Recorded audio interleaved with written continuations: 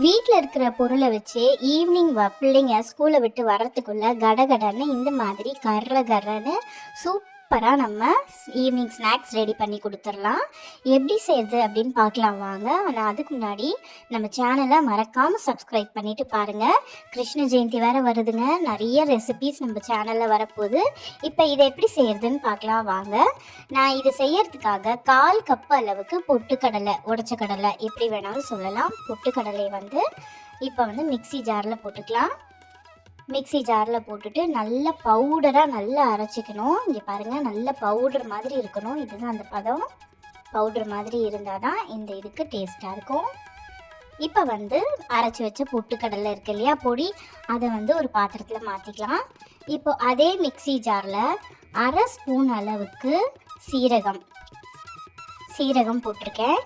மிளகு சீரகம் சொல்லுவாங்கள்ல, அந்த சீரகம் தான், பெருஞ்சீரகம் போட்டுறாதீங்க, குட்டி குட்டியாக இருக்கும் இந்த சீரகம். அதுக்கப்புறம் 1 ஸ்பூன் அளவுக்கு மிளகு போட்டிருக்கேன்.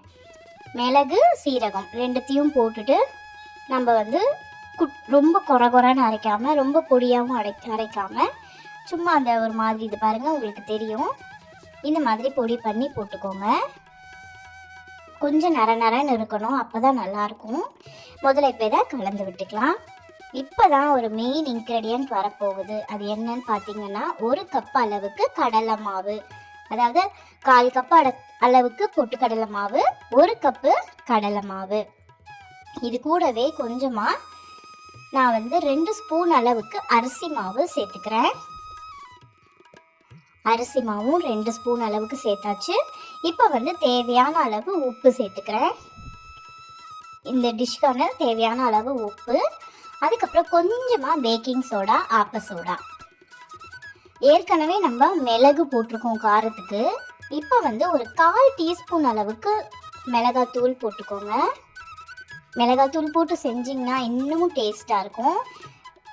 இப்போ நல்லா சூடான எண்ணெய், காய்ச்சின எண்ணெய், இங்கே பாருங்கள் நல்லா பொங்குது பார்த்தீங்களா. அந்த எண்ணெயை பிகினர்ஸாக இருந்தீங்கன்னா கொஞ்சம் பார்த்து செய்யுங்க. இந்த மாதிரி ஃபஸ்ட்டு எல்லாத்தையும் கலந்து விட்டுக்கலாம். கூடவே கொஞ்சம் பெருங்காய பொடியும் போட்டுக்கோங்க. இந்த மாதிரி கொஞ்சம் ஃபஸ்ட்டு நல்லா கலந்து விட்டுக்கோங்க. பார்த்து கொஞ்சம் சூடாக இருக்கும். ஃபஸ்ட்டு ஸ்பூனில் கலந்துட்டு அதுக்கப்புறமா கொஞ்சம் கொஞ்சமாக இந்த மாதிரி கையில் கலந்து விட்டுக்கோங்க. முதல்ல எல்லாத்தையும் ஒன்று போல் கலந்துக்கலாம். அப்போ தான் அந்த மிளகா பொடி, மிளகு, சீரகம் எல்லா மாவோடையும் நல்லா மிக்ஸ் ஆகும். இப்போ கொஞ்சமாக தண்ணியை தெளித்து நம்ம பிசையணும்.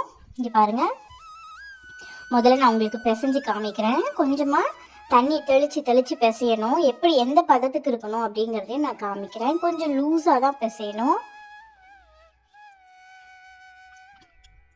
இப்போ பாருங்கள், கொஞ்சம் கொஞ்சமாக நான் ஒரே கையிலேயே வீடியோ எடுத்துகிட்டு செய்கிறதுனால எங்களுக்கு காட்ட முடியல. இங்கே பார்த்தீங்களா, கொஞ்சம் லூஸாக தான் இருக்கணும் அந்த மாவு. அப்போ தான் நம்மளுக்கு முறுக்கு அச்சில் வச்சு பிழியும் போது கரெக்டாக வரும். இந்த மாதிரி லூஸான மாவு பிசைஞ்சு வச்சுட்டு, முறுக்கு அச்சு இருக்கும் உங்ககிட்ட, முறுக்கு அச்சில் சைட்லலாம் எண்ணெய் வச்சுக்கோங்க.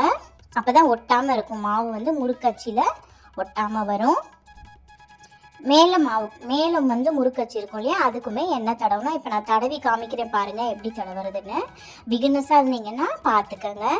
இங்கே பாருங்கள், நல்லா உள்ள எல்லாமே படுற மாதிரி. உங்களுக்கு ப்ரெஷ் இருந்துச்சு அப்படின்னா சமையலுக்கு ப்ரெஷ் வச்சு கூட நீங்கள் யூஸ் பண்ணிக்கலாம். நான் கையில் தடவுறது தான் எனக்கு பிடிக்கும். பாரம்பரியமாக செய்கிறோம் அப்படின்னா கையில் தடவினோன்னா இன்னுமே டேஸ்ட்டாக வரும். எதுக்கு எண்ணெய் தடவுறோம் அப்படின்னா மாவு இதில் ஒட்டாமல் இருக்கும். இப்போ நம்ம பிசைஞ்சு வச்சுருக்கோம் இல்லையா அந்த மாவு, அதை இந்த மாதிரி சிலிண்ட்ரிக்கல் ஷேப்பில் உருட்டிக்கங்க. அப்போ அந்த குழல்ல போடுறதுக்கு யூஸாக இருக்கும், ஈஸியாக போயிடும்.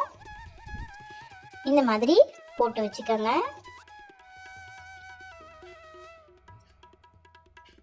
இப்போ பாருங்கள், நான் ஒன்று உங்களுக்காக பிழிஞ்சு காமிக்கிறேன் எப்படி வரும்னு மட்டும் பாருங்கள். இது பாருங்கள், மாவு லூஸாக இருந்தால் தான் இவ்வளோ ஈஸியாக வரும்.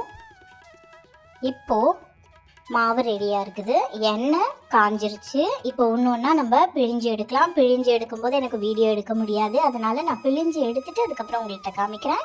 இங்கே பாருங்கள், ஒவ்வொரு காராசேவாக போட்டு பிழிஞ்சு எடுத்தாச்சு. நான் இது இந்த மாதிரி பண்ண வேண்டாம், எண்ணெயில் போடுறதுக்கு எனக்கு பயமாக இருக்குன்னு நீங்கள் நினச்சிங்கன்னா ஒரு தட்டில் இல்லை இலையிலையோ எண்ணெய் தடவிட்டு அதுக்கு மேலே இந்த மாதிரி பிழிஞ்சிட்டு, இங்கே பாருங்கள், தட்டில் தான் நான் எண்ணெய் வச்சுருக்கேன், எண்ணெயை தடவிட்டேன்.